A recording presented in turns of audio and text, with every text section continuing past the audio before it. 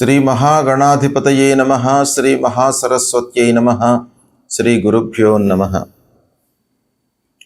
2026వ సంవత్సరంలో ఫిబ్రవరి మాసంలో గ్రహస్థితి ఎలా ఉంది అనే విషయాన్ని మనము ప్రధానంగా చూసినట్టయితే, సూర్యుడు 12వ తారీఖు వరకు మకర రాశిలో సంచరిస్తున్నాడు. 12 తర్వాత కుంభరాశిలోకి ప్రవేశిస్తున్నాడు. కుజుడు 23వ తారీఖు వరకు మకర రాశిలో సంచరిస్తున్నాడు. 23 నుండి కుంభరాశిలో ప్రవేశించి మాసాంతం వరకు కూడాను కుంభరాశిలో ఉంటున్నాడు. బుధుడు 3వ తారీఖు వరకు మకర రాశిలో ఉన్నాడు. 3 నుండి కుంభరాశిలోకి ప్రవేశిస్తున్నాడు. గురువు మిథున రాశిలో సంచరిస్తున్నాడు. శుక్రుడు 5వ తారీఖు వరకు మకరంలో, 5 నుండి కుంభంలోకి ప్రవేశిస్తున్నాడు. శని మీనరాశిలో సంచరిస్తున్నాడు. రాహువు కుంభరాశిలో సంచరిస్తున్నాడు. కేతువు సింహరాశిలో సంచరిస్తున్నారు. ఈ విధంగా ఫిబ్రవరి మాసంలో ముఖ్యమైనటువంటి ఈ 8 గ్రహాల యొక్క స్థితి ఉంది. ఈ సంచారం మూలకంగా ఫలితాలు ఎలా ఉంటాయి అనేటువంటి విషయాన్ని మనము తెలుసుకుందాము. 2026వ సంవత్సరంలో ఫిబ్రవరి మాసంలో మేషరాశి వారికి గోచార ఫలితాలు ఎలా ఉన్నాయో తెలుసుకుందాం. ఈ నెలలో గ్రహ గోచారాలు మేషరాశి వారికి ఓవరాల్గా మనం చూసినట్టయితే మిశ్రమ ఫలితాలు గోచరిస్తున్నాయి. కొన్ని గ్రహాలు దశమ స్థానంలో ఉన్నాయి, కొన్ని ఏకాదశంలో ఉన్నాయి. గురు భగవానుడు తృతీయంలో ఉన్నాడు ప్రతికూలంగా. కాబట్టి మిశ్రమ ఫలితాలు ఎక్కువగా ఉండేటువంటి అవకాశాలు ఉన్నాయి. అయితే తృతీయ స్థానంలో గురు సంచారము ప్రతికూలమే అయినప్పటికీ ఆ గురువు యొక్క దృష్టి మూలకంగా మీకు మానసికమైనటువంటి ధైర్యం పెరిగే అవకాశాలు బాగా ఉన్నాయి. అంటే నేను ఈ పనిని సాధిస్తాను అనేటువంటి ఒక మనస్తత్వంతో మీరు ముందుకు వెళతారు. అందులో సక్సెస్ అయ్యేటువంటి అవకాశాలు కూడాను బాగా ఉన్నాయి. ఇకపోతే రావాల్సినటువంటి డబ్బు వస్తుంది, అంటే ధనయోగము కనిపిస్తుంది. కానీ ద్వాదశ స్థానంలో శని మూలకంగా ఖర్చులు కూడాను పెరిగే అవకాశాలు ఉన్నాయి. కనుక మీరు నియంత్రించుకోవడం మంచిది. ఇక మీరు చేస్తూ ఉన్నటువంటి వర్క్ ప్లేస్ లోపల వర్క్ విషయంలో మీకు ఒత్తిడి కనబడుతుంది. కనుక దాన్ని తట్టుకోవడానికై మీరు సమయస్ఫూర్తితో, అంటే సకాలంలో పనులను పూర్తి చేసినట్టయితే ఆ ప్రెషర్ నుంచి కొంత మీరు విముక్తులయ్యేటువంటి అవకాశాలు ఉంటాయి. ఇక కొత్త బాధ్యతలు ఈ మాసంలో మీరు స్వీకరించేటువంటి అవకాశాలు ఉన్నాయి. అంటే ఉద్యోగంలో మార్పులు కానివ్వండి, వ్యాపారంలో మార్పులు కానివ్వండి, మీరు అంతకు మునుపు చేస్తూ ఉన్నటువంటి పని నుండి వేరే పనిలోకి వెళ్ళి కొత్త బరువు బాధ్యతలు స్వీకరించేటువంటి అవకాశం బాగా కనబడుతుంది. ఇక వ్యాపారం చేసేటువంటి వారికి చాలా మంచి ఆఫర్లు వస్తాయి ఈ మాసం లోపల.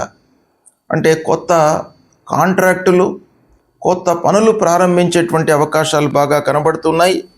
ఇక విదేశీ వ్యవహారాలలో పూర్వం ఉన్నటువంటి ఆలస్యం మట్టుకు తొలగిపోతుంది. విదేశీ యానానికి చాలా అనుకూలమైనటువంటి సమయము. ఉద్యోగంలో మార్పు ఉంది. అయితే ఉద్యోగం మార్పు కొరకై మీరు చాలా రోజుల నుంచి ప్రయత్నాలు చేస్తున్నటువంటి వారికి ఈ మాసంలో చాలా అనుకూలమైనటువంటి సమయము ఉంటుంది. కుటుంబ విషయాల్లో చిన్న చిన్న అభిప్రాయ భేదాలు వచ్చినప్పటికీ పరిష్కార మార్గం వైపుకు మీరు చూస్తుంటారు, పరిష్కారాన్ని పొందుతారు. ఇకపోతే కుటుంబంలో మీకు అభిప్రాయ భేదాలైతే ఉన్నాయి, కానీ వాటిని అయినంత మట్టుకు మీరు డీప్ డిస్కషన్స్లోకి వెళ్లకుండా సులభమైనటువంటి మార్గంలో వాటిని మీరు సాల్వ్ చేసుకోవడానికై ప్రయత్నాలు చేయండి. ఇక భార్యాభర్తలు దాంపత్యం లోపల ఈ మాసము చాలా అనుకూల మాసంగా కనబడుతుంది. ఒకరిని ఒకరు చాలా అర్థం చేసుకునేటువంటి అవకాశాలు బాగా ఉన్నాయి. ఇక ఆరోగ్యపరంగా మనం చూసినట్టయితే మీరు కొన్ని జాగ్రత్తలు తీసుకోవడం మంచిది. కీళ్ళ నొప్పులు, కాళ్ళ నొప్పులు, నడుము నొప్పి ఇలాంటి వాటి మూలకంగా కొంత ఇబ్బంది పడేటువంటి అవకాశాలు ఉన్నాయి. కొంత గ్యాస్ట్రిక్ సమస్యలు కూడాను మీరు ఎదుర్కొనేటువంటి అవకాశాలు ఇక్కడ కనబడుతున్నాయి. కనుక వీటిని అధిగమించడానికి ఆహార నియమాలను మీరు పాటించండి. ఇకపోతే పిల్లల విషయంలో ఆలోచించినట్టయితే శుభవార్త. పిల్లలకు సంబంధించినటువంటి అన్ని విషయాల లోపల కూడాను మీకు మంచి జరుగుతుంది.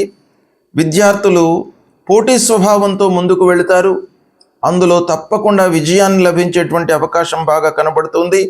ఆధ్యాత్మిక పరంగా ప్రయోజనమైనటువంటి ఈ మాసము దేవాలయానికి వెళ్ళడము, దైవ దర్శనం చేసుకోవడము, గురువులను సందర్శించుకోవడము, ఇలాంటివి ఈ మాసంలో జరిగేటువంటి అవకాశాలు బాగా కనబడుతున్నాయి. ఇక శత్రువుల మూలకంగా మీకు పూర్వం ఏవైతే అవరోధాలు కలిగినవో ఈ మాసంలో వాటి నుండి మీరు విముక్తులయ్యేటువంటి అవకాశం బాగా కనబడుతుంది. ఇక కోర్టు వ్యవహారాలకు సంబంధించినటువంటి పనుల లోపల కొంత మీకు ముందుకు సాగుతుంది. ఈ నెల ఓవరాల్గా మనం చూసినట్టయితే మీకు బాగానే కలిసి వస్తుంది. కొన్ని వాట్లలో మీకు మిశ్రమ ఫలితాలు ఉన్నప్పటికీ కొన్ని విషయాలలో మీరు అడ్జస్ట్ అవుతూ మీకు అనుకూలమైనటువంటి రంగం లోపల మీరు చాలా పురోగతిని పొందేటువంటి అవకాశాలు ఉన్నాయి. ఇకపోతే మీరు తొందరగా నిర్ణయాలు తీసుకోవాలి. అంటే తాత్సార్యం చేయకుండా, ప్రొలాంగ్ చేయకుండా మీరు సమయస్ఫూర్తితో నిర్ణయాలు తీసుకున్నట్టయితే చాలా విషయాలలో మీకు అనుకూలంగా ఉంది ఈ మాసం. మొత్తం మీద మనం ఆలోచించినట్టయితే మేషరాశి వారికి ప్రోగ్రెసివ్ మాసం అన్నమాట ఈ మాసం. అంటే ఈ మాసంలో మీరు పురోగతి వైపుకు ప్రయాణం చేస్తున్నట్టుగా ఉంటుంది ఈ వారం మీకు, ఈ నెల, ఫిబ్రవరి నెల. కాబట్టి దీన్ని మీరు ఉపయోగించుకున్నట్టయితే చాలా విషయాలలో మంచి ఫలితాలను పొందుతారు. గ్రహస్థితి ప్రతికూలంగా ఉన్నప్పుడు మనము ఏం చేయాలి అనేటువంటిది చాలా ముఖ్యమైనటువంటి ప్రశ్న మీకు. ఆ గ్రహాలను అనుగ్రహం చేసుకోవడానికై భగవంతుణ్ణి ఆరాధించడం అనేటువంటిది చాలా ముఖ్యమైనటువంటి విషయం.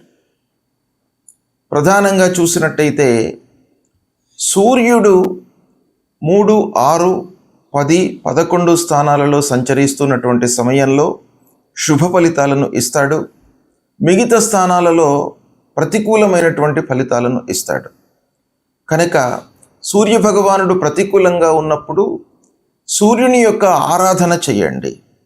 సూర్యుడి యొక్క అనుగ్రహం కొరకై ప్రతినిత్యం కూడాను సూర్యుడికి సంబంధించినటువంటి మూలమంత్రాన్ని జపించడము, లేదా సూర్య నమస్కారాలు చేయడము, అర్ఘ్య ప్రదానం చేయడము, ఇలాంటివి చేసినట్టయితే ఆ సూర్యనారాయణుడి యొక్క అనుకూలత మీకు లభిస్తుంది. ఇక కుజుడు ముఖ్యమైనటువంటి గ్రహము. కుజుడి మూలకంగా మన లోపల ఒక యాక్టివిటీస్ అనేటువంటివి చాలా పెరుగుతూ ఉంటాయి.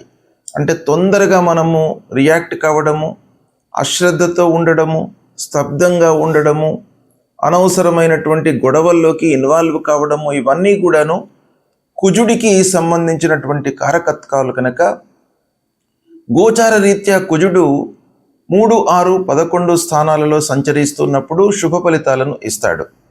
మిగతా స్థానాలలో ప్రతికూలమైనటువంటి ఫలితాలను ఇస్తాడు. కనుక ప్రతికూలంగా సంచరిస్తున్నటువంటి సమయంలో కుజునికి సంబంధించినటువంటి మూలమంత్రాన్ని ప్రతినిత్యం కూడాను జపించడము, సుబ్రహ్మణ్య స్వామి దేవాలయానికి వెళ్ళడము, సుబ్రహ్మణ్య స్వామి స్తోత్రాన్ని, భుజంగ ప్రయాత స్తోత్రాన్ని పఠించడము, ఇవి చేసినట్టయితే ఆ అంగారకుడి యొక్క అనుగ్రహం లభిస్తుంది. తద్వారా మీ లోపల ఒక ఉత్తేజము కలుగుతుంది. అంటే స్పాంటేనియస్గా మీరు రియాక్ట్ అయ్యి తదనుగుణంగా నిర్ణయాలు తీసుకునేటువంటి స్వభావాన్ని మీకు ఆ గురు భగవానుడు ఇస్తాడు.